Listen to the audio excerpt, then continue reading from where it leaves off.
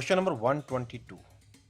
ये मुझे याद दिलाता है मेरे बचपन के नेशनल ज्योग्राफिकल एपिसोड्स की। मेरे फेवरेट चीज़ों में से एक था नेशनल ज्योग्राफी। इंडिया जब भी मुझे कभी टाइम मिलता था या तो मैं मूवीज़ देखता हूँ कुछ एक, या फिर मैं न्यूज़ चैनल, या फिर नेशनल ज्योग्राफी और बीबीसी। याद है बीबीसी वन। और नेशनल ज्योग्राफी पे जो कॉमनली उस चैनल्स में देखने को मिलता था वो था शेर और शिकारी। शिकार भाग रहा है और शिकारी उसके पीछे है। इंडिया जब क्वेश्चन नंबर 122 को देखता हूँ तो मुझे बहुत सारी बातें वहाँ से याद आती हैं जो मैंने टीवी में देखी हुई हैं। और फिर ये देख करके एक अपने आप में मजा आता है कि यार ये क्वेश्चंस तो ऐसे थे जो हम बचपन से करते आ रहे हैं। तब तो मैं बहुत छोटा था, तभी से भी मालूम था कि अगर जंगल में शेर ज्यादा होंगे तो हिरन के नंबर तो कम होने वाले हैं, और अगर हिरन कम हो जाएंगे तो फिर नो डाउट शेर के नंबर भी कम हो जाएंगे। और इस क्वेश्चन में वही बचपन की यादें ताजा हो रही हैं जो मेरे एग्जाम्स के लिए बड़ी काम आती हैं। इंडियन जब हम लोग आई फ्लाई में तैयारी करते हैं तो आई फ्लाई में हर चीज को जो पढ़ाने का एक तरीका है वो एक ऐसा एंगल है कि कहीं ना कहीं से बचपन की यादें तुम्हारी भी ताजा हो जाएंगी। जैसे तुम्हें याद है चूहे बिल्ली का खेल, टॉम एंड जेरी याद है, और पता नहीं कितनी सारी चीजें जो हम लोग देखते थे। शायद ही कोई साइंस का स्टूडेंट ऐसा होगा जिसके लिए नेशनल ज्योग्राफी एपिसोड अच्छे ना रहे हो। इंडियन यही तो वो सीरियल्स है यार जिन्हें घर वाले देखने को मना नहीं करते थे। घर वालों को अगर हम लोग पिक्चर देख रहे हैं तो वो आके डांटते थे कि पिक्चर देख रहे हो एग्जाम के टाइम पे, एग्जाम आने वाले हैं तुम्हारे, और नेशनल ज्योग्राफी देख रहे हैं, चलो ठीक है बच्चा साइंस पढ़ रहा है। तो गलत नहीं थे यार वो। इंडियन नेशनल ज्योग्राफी और बीबीसी के बहुत सारी चीज़ें ऐसी हैं जो इकोलॉजी में और अर्थ साइंस में काफ़ी काम आती हैं और हमारी अंडरस्टैंडिंग को बढ़िया बनाती है। इंडियन वो चैनल से कहीं ना कहीं मुझे पहली बार आइडिया मिला कि पढ़ने का जो तरीका है वो किताबों में नहीं है, किताबों से बाहर निकल के है। हमेशा पढ़ाई बोरिंग होगी, लंबी होगी, मुश्किल होगी, ऐसा नहीं है। पढ़ाई तो बहुत शॉर्ट, एक्यूरेट, फास्ट और एफिशिएंट तरीके से हो सकती है कि मैं उस सारी पढ़ाई को कन्वर्ट कर दूं फटाफट अपने रिजल्ट्स के अंदर। कई बार मैं ये काम नहीं कर पाता।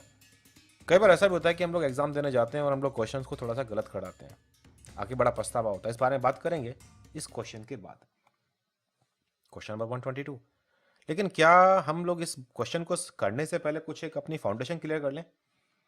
जैसे कि अगर मेरे पास कोई एक ऑर्गेनिज्म की स्पीशीज अकेले रह रही है, जैसे कि ये पी ओरिलिया करके एक स्पीशीज है जो अलग है, कोई कंपटीशन नहीं है, तो उसे जैसे भी ग्रो करना है इसे रोकने टोकने वाला कोई नहीं है। ऐसी एक स्पीशीज और भी है, इस स्पीशीज को भी रोकने वाला कोई नहीं है जब ये अकेले हैं।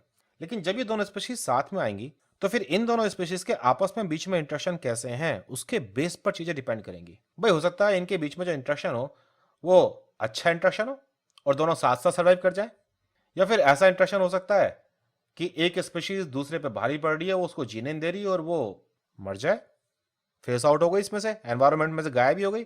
तो इंडियड अगर इस ग्राफ को देखो तो यहाँ पे ये दिखा रहा है कि जो आपकी ऊपर वाली स्पीशीज है जो लाल रंग के बार से दिखाई गई है, इस स्पीशीज ने आपकी दूसरे स्पीशीज को कंपटीशन में आउट कर दिया है और अब वो पॉपुलेशन में नहीं है। तो फिर मुझे याद आती है नेशनल ज्योग्राफी वाली कहानी। अक्सर जब भी वो एपिसोड आते थे तो हम लोग वहां बातें सुनते थे कि जंगल के अंदर प्रे और प्रेडेटर की क्वांटिटी कितनी जरूरी है। खासतौर से जंगल कटने को लेकर के डिफॉरेस्टेशन वगैरह यहाँ बात आती थी कि अगर जंगल ही नहीं रहेंगे तो शेर कैसे रहेंगे, क्योंकि जंगल अगर होंगे तो हर्बीवोर्स होंगे, हर्बीवोर्स होंगे तो उन्हें खाने वाले शेर अवेलेबल होंगे। शेर और हर्बीवोर्स का एक रिलेशन है आपस में, प्रेडेटर और प्रे का जो रिलेशन है। तो अगर मेरे किसी जंगल में सपोज कीजिए कि प्रेडेटर है ही नहीं, तो भला प्रे को कोई मारने वाला है क्या? प्रे के नंबर बढ़ जाएंगे। जैसे कि मैं खरगोश और भेड़िए की बात करूं, अगर एक जंगल में कोई भेड़िया नहीं है और खरगोश ही खरगोश है, और मैंने वहां पे दो भेड़िए छोड़ दिए, एक मेल और एक फीमेल, तो वहां इतने अबंडेंटली खरगोश अवेलेबल हैं कि वो आराम से खूब खा पी करके मौज कर रहे हैं, बच्चे पैदा करेंगे, खाने की कमी नहीं है, बच्चे बढ़ेंगे। बच्चे बढ़े तो फिर तो भाई भेड़ियों के नंबर बढ़ने शुरू हो गए। जब भेड़ियों के नंबर बढ़ने शुरू हो गए तो अब ज्यादा खरगोशों का शिकार होगा, और भेड़िए बढ़ेंगे और खरगोश का शिकार होगा। तो धीरे धीरे क्या होने वाला है कि जो खरगोश हैं उनके नंबर कम होने वाले हैं। जब खरगोश के नंबर कम हो जाएंगे और कोई प्रे अवेलेबल नहीं है तो फिर भेड़ियों को खाना कहां से मिलेगा? पत्ते थोड़ी खाना शुरू कर देंगे वो, या फिर पिज्जा ऑर्डर करेंगे? भाई ये चीजें तो उन्हें अवेलेबल है नहीं। तो फिर तो ये है कि खाने की कमी की वजह से वो कमजोर होने शुरू हो जाएंगे, बीमार होना शुरू हो जाएंगे और धीरे धीरे प्रेडेटर के नंबर कम हो जाएंगे।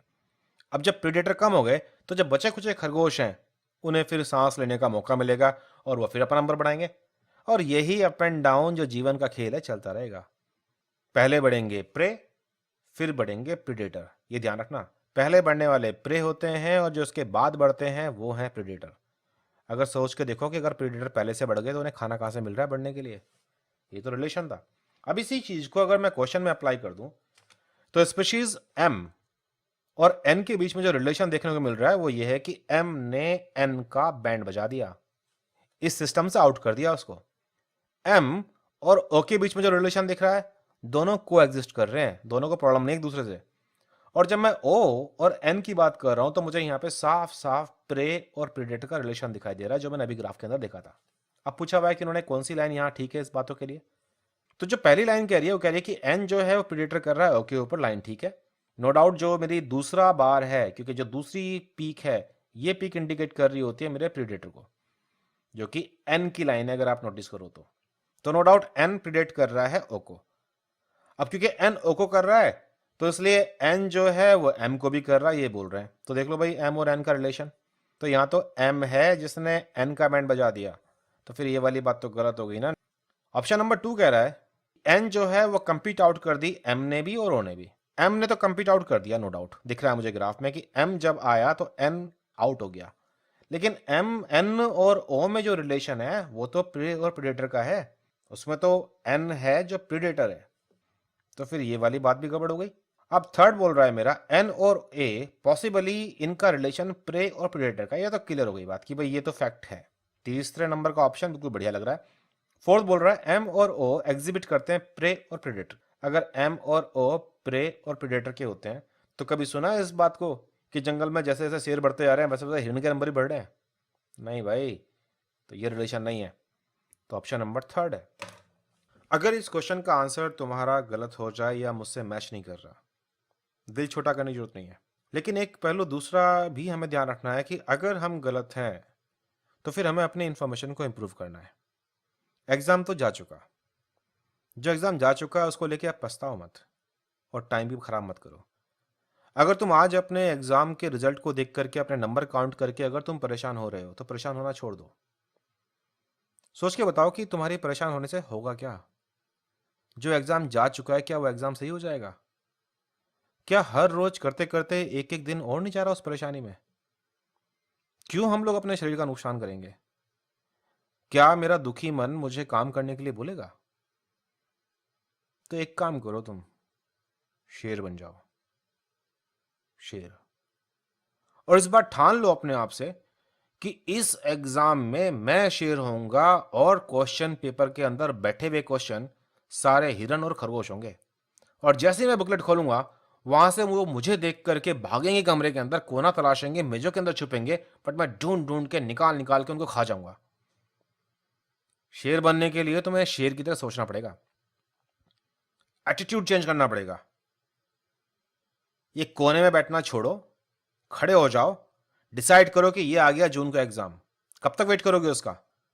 जो गलतियां हम कर चुके हैं कर चुके हैं, हम रिस्पॉन्सिबल शेर हैं, अपनी गलतियों से हम सीखेंगे। पता है जो जंगल का शेर है, जो असली शेर है, वो शेर भी 10 बार शिकार करता तो 10 बार उसको शिकार नहीं मिलता। बहुत बार ऐसा भी होता है कि उसके हाथ से शिकार निकल जाता है, वो समझ नहीं पाता उसको कि कैसे उसको मैनेज करना था। तो हम लोग के साथ भी एक कॉमन है, अंडरस्टूड है, गलतियां होती हैं हमसे, बट समझदार इंसान वो है जो उन गलतियों को सुधारे और इमीडिएटली खड़ा हो जाए दोबारा से। ये जिंदगी का नियम है।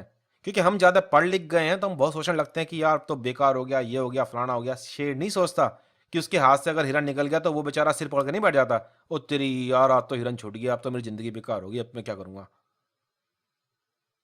अगर मुझे शेर बनना है, गलती की, ओके, हो गई गलती, सुधार लेते हैं आगे वाले काम में और काम करना शुरू करते हैं, हम लोग पछताएंगे नहीं। याद रखना, एटीट्यूड तुम्हारा ही सब कुछ है जो कुछ काम करेगा। या तो पॉजिटिव चुन लो या नेगेटिव।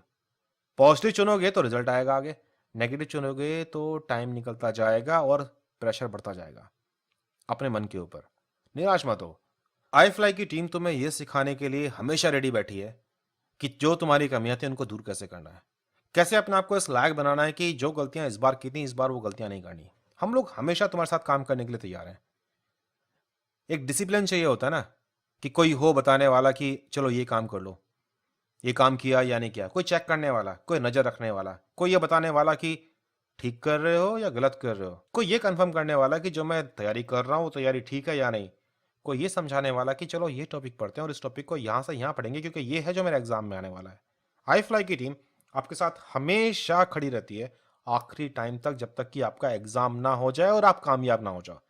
जहाँ जहाँ भी आपको जरूरत पड़ती है, जहाँ जहाँ भी आपको हेल्प पड़ती है, हमेशा आप पाते हो कि आपके पीछे कोई खड़ा हुआ है जो आपको देख रहा है और वो नज़र रखे हुए है आपके ऊपर कि आप काम ठीक से कर रहे हो या नहीं कर रहे। जब आप कामयाब होते हो तो हम मुस्कुराते हैं, और जब आप गिरते हो, परेशान होते हो, तो एक हाथ तुम्हारे कंधे पे आ जाता है ये बताने के लिए कि तुम अकेले नहीं हो।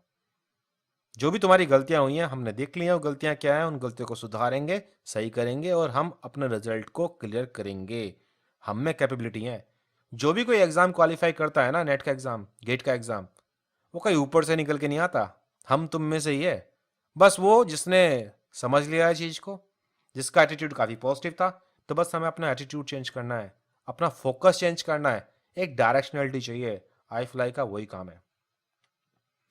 आई फ्लाई की क्लासेस आपको स्काइप पर और व्हाट्सएप पर मिलती हैं। क्लासेस बहुत आसान हैं, बहुत अफोर्डेबल है, और इंडीड ये वो क्लासेस हैं जो आपको पढ़ने की सोच ही बदल देंगी, चीज़ों को देखने का नज़रिया चेंज कर देंगी, और वो नज़रिया जो एग्ज़ाम के लिए बहुत इंपॉर्टेंट है।